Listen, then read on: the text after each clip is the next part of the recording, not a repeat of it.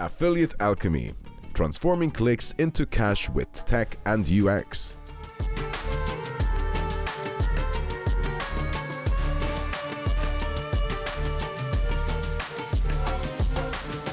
Okay, hello everyone and welcome to the panel Affiliate Alchemy, transforming clicks into cash with tech and UX. My name is Nemanja Lazarevic. I'm the CEO and founder of Teamwork. We're an affiliate company and also produce content creation and localization services for affiliates and operators. I am happy to have with me some key members of the iGaming of the industry. So I will allow them to introduce themselves, and then we can slowly get off with the panel. Aleksandar. My name is Tolsuzov, working for Raketech, doing affiliation for over 15 years now. Maxim. Check. Yes. Hello to everybody. My name is Max. I work at Google as an industry manager, and mostly we helping big clients who work in entertainment industry to grow their business, for sure through the Google Ads products, but not only. Okay, thank you guys. Thank you for the introduction. So we can get started with the panel. Okay, let's start with the foundation of any successful affiliate strategy, and that's tracking attribution. You can obviously have the best content, the best user experience, the best offers, but unless you're tracking the right data, you're kind of taking a shot in the dark. So my question to you guys would be, what are the best tracking methods and attribution models that you, from your experience, that can help affiliates, and what is the best way to optimize conversion paths? Maybe start with Maxim. Yeah, let me start.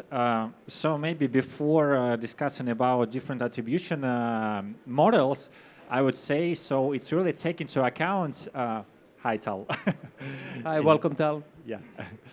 So it's really matter to take into account, so we live in an age where much more than one touch type exists. So like before, everybody of us lived in the clicks world, where we just have clicks and have conversion. Now only in Google, like we have at least 3 types of touches. So first type is a view, second type is engagement, and third type is click. And I would say the first thing here, if we are talking about attribution, so first of all, you need to collect all types of the touches. Because what I see when I'm working with the clients and our partners, most of them still solely rely on clicks. Just look at how we consume the content. For example, we might look 10 seconds or 20 seconds of the video and then skip it and look for another video. But it will still count as an engagement, at least on Google platform, not as click. So the first point here is you need to collect all the type of touches, clicks, engagements, and views. The second point here, for sure, we live in the age of abundance of data. And attribution itself is our try to answer on question, what is the more objective way how we can estimate our marketing efforts. And from my perspective, the best approach here is try to implement data-driven attribution. Probably you heard about different attribution model. The most popular model is a last click attribution, the most popular, the most simplest one, but it's not always the most, I would say, objective one. And to sum up, so the first, collect all the type of the touches. The second one, if you have more than, I don't know, 1, 2, or even few sources, and those sources, they are different. For example, some of them are video networks, some of them are, I don't know, apps, some of them are branded content, then for sure you need to think about different attribution models, which the top notch for today is data-driven attribution. If you're interested, you can read a lot about that in our Google documentation or reach out to me, I will share it to you.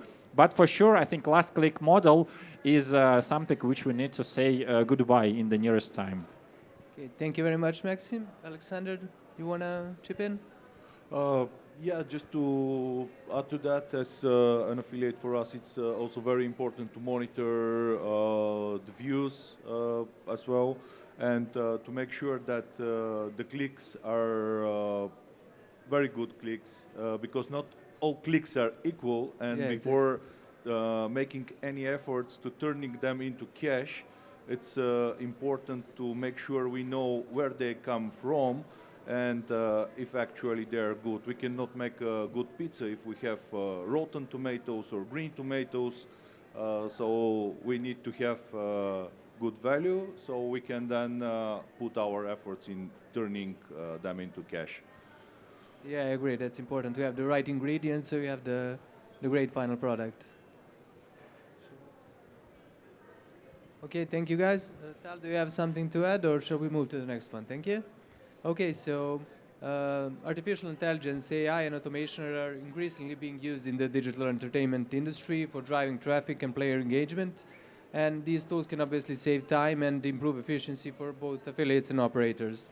Tal, this would be for you. Can you give us some interesting examples of how AI has helped your business, and maybe what are the legal safeguards that should be taken to implement fairness and protect consumer rights, given the growing regulatory scrutiny around these tools? Yes, first of all, thank you, Nemanja. Thank you, everybody, for coming. We started even before time, right? And I want to thank, before I start, Eman Pulis, who founded Sigma in 2014, 11 years ago. I had the pleasure of being there and partnering with Sigma since the first year. They're amazing. Look how big they are. And I think it's the first time that we are here on stage together. So I have from a small startup, Maxim, Google, and also Raketech, who really, I see you get dominance from here and here. And also Nemanja, it's great to see here. You know, you as a content Likewise. agent, it's great. Now, when I see what is happening in AI now, it's amazing on all the sectors of the digital entertainment. Now here, it's a digital entertainment event, right? It's a tech event. It's not a so-called gaming event. It's a tech event. Now, I see AI having a very big impact on two type of clients that we have in our firm. One, the dating. It's amazing to see AI robots in the dating scene having such a good impact and has an incredible impact. Now, there is some kind of lots of legal questions and implications whether AI robots or AI avatars can do and run inside the dating business. So let's say you have a legit dating platform. Can you have AI to run traffic inside and to have AI-controlled players or avatars? It's a good question, because if you ask me, a lawyer, and if I had a client doing this kind of stuff, and I can tell you some of the largest operators that we work with, like in the dating, like Sugar Daddy, the Sugar Daddy group, they already developed things like this on AI. It's amazing. Something that I saw. Another thing that I saw in AI is the idea, and again, we're not speaking about like the gaming, let's say simulated poker, okay? You can use an AI, and I have other clients having these kind of stuff, and use AI to run poker tournaments. And in these cases, if you have an AI robot who actually plays like a player, but not too much, let's say, competitive, or let's say that his strength is not more than the average, it can be, and we already wrote like a legal opinion regarding it, that it can be totally legitimate. And there is a thing regarding it in the United States. So it's very, very interesting. So AI is great, just need to know how to work with it legally, and you can do lots of money with it. So if he's not too good of a player, he can pass as a given. Cool. Cool. Thanks, Tal, so much. Do you guys have anything to add on AI? How has it helped your business, Maxim, please? I think, yeah, I can add briefly in terms of AI in ads. So like in Google, it was many years ago when we as a company started using AI. And I think one of our ads product in terms of AI, it's our app campaigns. And the thing is, where is the AI deliver the real value is in terms of amounts of combination which AI can test in a fraction of budget, in a fraction of time. Because remember, like, I know, 10 years ago, when you need traffic, you need to manually set up different tests. So, okay, I need to try this creative for this target audience, then this creative for this target audience, etc. And each of these tests requires some time, requires some budget, etc. So we was limited by our own, as a humankind's nature. But app campaigns, but now on all of our campaigns, the AI can do hundreds of tests within the lowest budget and within the lowest time. And for you as an advertiser, it provides much more insights, and you can think much more strategically than spend time of your team and or your own time on these nitty-gritty optimization things. So to conclude, yeah, AI for sure, it's already here, and in ads product, it was like for last 5 years for sure. And the next thing, it's gonna be higher, especially in creative fields. I think most of you familiar how on what Gen AI possible, like when you can generate video from text and all that stuff. And a lot of this thing coming into Google as well. Yeah, for sure, you need to get in touch with it. Well, thanks, Maxim. Aleksandar, do you guys use AI as part of your business at Raketech? Yeah, it's a lot of valuable tools that can be used, especially in doing UX and UI optimizing pages. Instead of speaking with real persons, you can use AI to simulate like thousands of people, and instead of doing interviews with users and collecting feedback, AI can very reliably predict what's wrong with the site. Also when doing A/B testing, of course AI can replace a lot of human interactions. I'm not saying that they should be totally excluded, but it can be very useful tool, like in optimizing the budgets, and yeah. It's funny, Yeah, Nemanja, because you're from the content area, and I'm sure that you also see it. There are lots of questions that I'm faced, probably you. Why do we need like real content when you have AI? I have the same. I saw like, you know, one of the clients, sweeps.us. You see the games.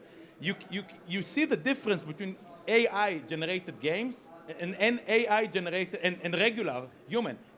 And this is for you. You still have a big benefit as a human-based agency on AI. So this is what I think. What do you think about it? Yeah, that's right. I agree that in many ways it can help your businesses, just as you guys have said. But when it comes to content, we as an agency still produce 100% human content, because as much as AI can deliver some general pages, but if it needs a real-time experience of a casino or of a brand review that you need someone to register to verify the accounts and stuff like that, there's no way that AI can do that. So that is definitely where human content, where native writers with a lot of experience in the industry, the digital entertainment industry, can really stand out from the AI content. Yeah.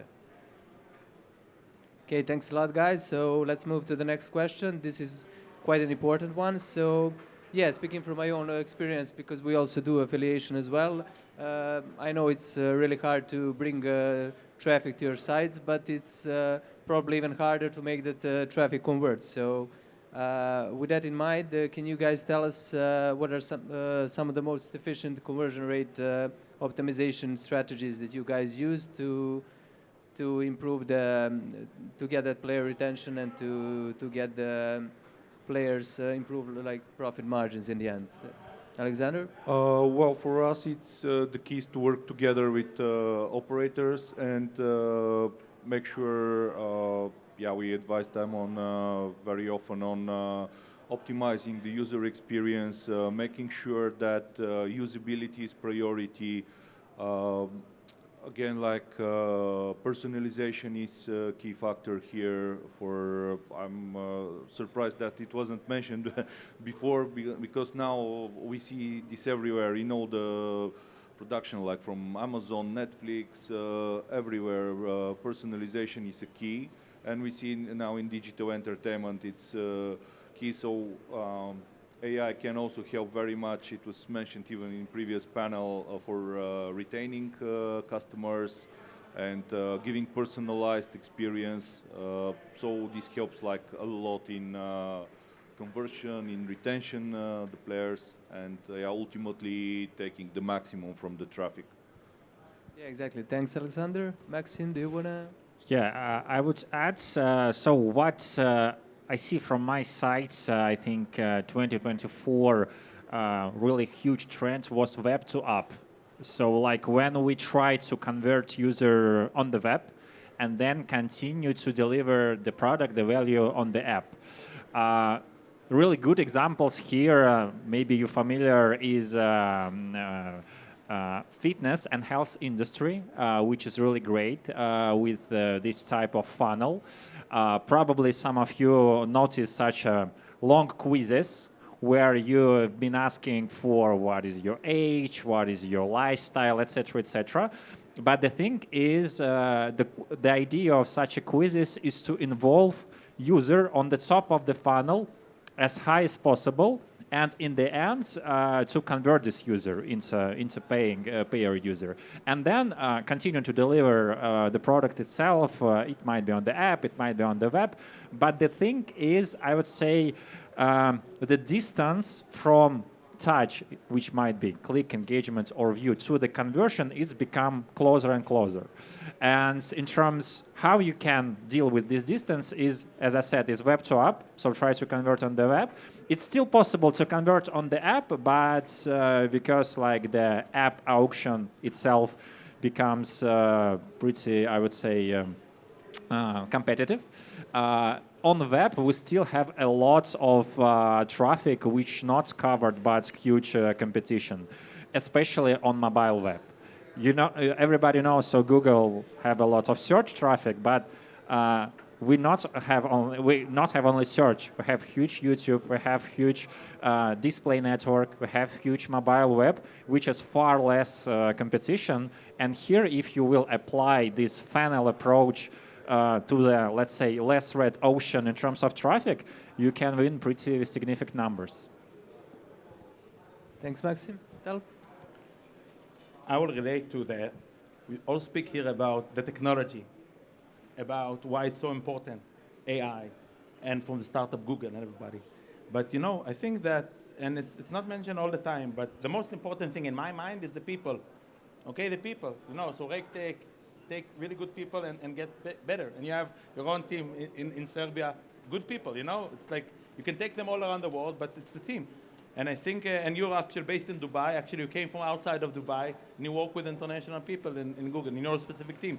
And I'm from Tel Aviv, and I have clients and partners all around the world. I can tell you, what I see for 22 years in this gaming industry, everything is about the people. When you have nice people and good people, the technology is only a very small factor. That's it. Yeah, I agree. You need to have good people and good team in place so that technology can help them just reach their potential easiest and in the most efficient way. Thanks, guys. Okay, let's move on to the final question of the panel. So, latest stats show that mobile accounts for over 64% of internet traffic. So it's a clear shift that has taken place in the last 5 years or so from desktop to mobile.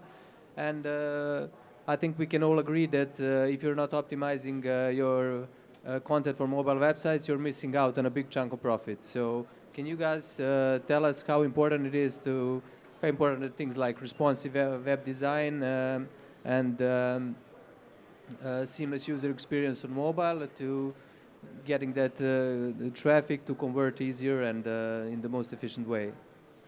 Alexander? Well, yeah, the mobile-first approach is becoming more and more popular. You say 64%, but in a lot of regions we see over 90% of mobile traffic and mobile users. So it's crucial to have a very well optimized sites with super quick loading times. Maybe Max know more like what's current attention span, but we talk about like maybe 1-3 seconds of attention span. So if you don't catch the user in a couple of seconds, they're gone, like you lose them. Especially the younger generation that is scrolling reels. Like imagine a reel not loading in 2 seconds, bam, it's gone. Like it's the same with your site. If you're not there in 2 seconds, you're gone. Yeah, I agree. So I recently read the research. The research was about attention, and the last data was so now average attention span is less than the fish attention span. Like the fish attention span was 6 seconds. or 5 seconds. As Aleksandar meant, for today it's already 5 seconds, and it's going lower and lower. But what to deal with that? From my perspective, for sure, again, it's all about like from the top funnel. So it's about appropriate formats for your advertisement. So Aleksandar also mentioned short video, and for sure in YouTube we also have really spreads of the YouTube shorts. And I will add additional to what I mentioned before. So because the attention span has become lower, it not always means so the users or people become, I don't know, the quality of these users diminishing. The thing is, you need to provide your service and provide your product in a quicker way. And for that, as I said, you might use something, some approaches to try to convert users on the web, maybe to catch this longer attention, and then continue to work with them on the app or maybe within your more, I know, deep product. Yeah. To sum up. I would say the best UX or UI or the thing optimization about here is all about speed. Speed in terms of technical and speed in terms of your core selling message. If you can provide it in a shortest manner as possible, you will be on top. Thanks, Maxim. Tal? I don't think that mobile is mandatory for having a successful digital entertainment venture. I totally do not think. I think that you can have a good, you can see in Vietnam, you have like lots of really interesting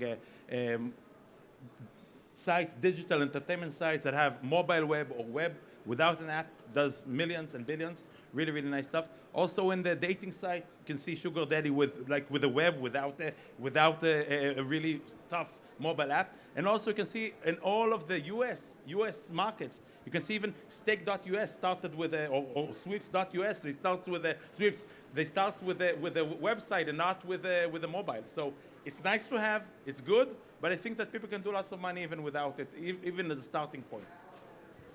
Yeah, for sure. I mean, it's nice to have contrasting opinions, and then we cover as much as possible. Okay, so this concludes our panel. Thank you so much to our panelists. Thank you for being here. Thank you guys for listening to us, and have a great conference, everyone. Thank you, Nemanja. Thank you, guys. Thank you very much, gentlemen. It was lovely to listen to you. We'll take a quick photo again. Very handsome men. Yes, of course. I might downgrade the picture, but okay. Let me come in here.